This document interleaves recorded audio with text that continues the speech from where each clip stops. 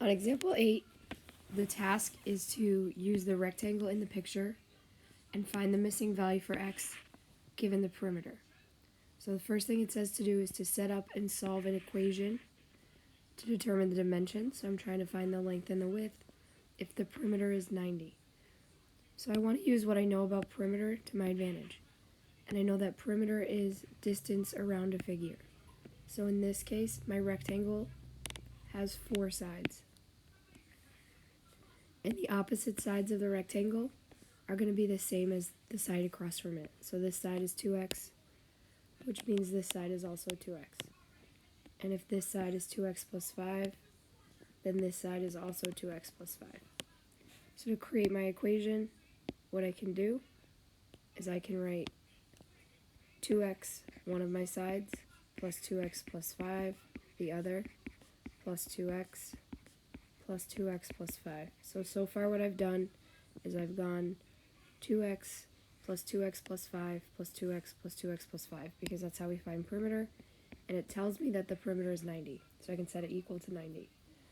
You may also have decided to do it this way, 2 times 2x, because there's 2 of those sides, plus 2 times 2x plus 5, because there's 2 of those sides, equals 90.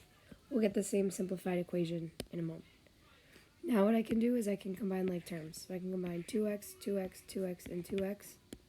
That would give me 8x. And then I can also combine 5 and 5 to get 10. So my simplified equation that I'm about to solve is going to be 8x plus 10 equals 90. Now I've got a two-stepper, and so I can minus 10, 8x equals 80, divide by 8, which means x equals 10.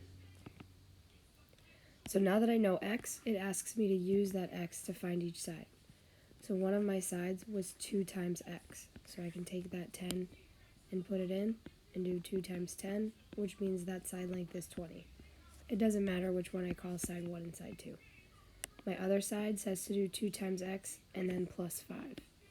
So what I can do here, just get rid of that, is I can do 2 times 10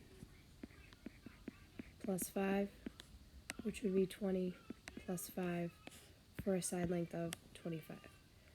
And then if I wanted to, I could check to make sure this would have the correct perimeter. So if it was 20 on this side, it was 20 on this side, that would be 40. 25 and 25 make 50. 50 and 40 make 90. So I know I have the correct answer.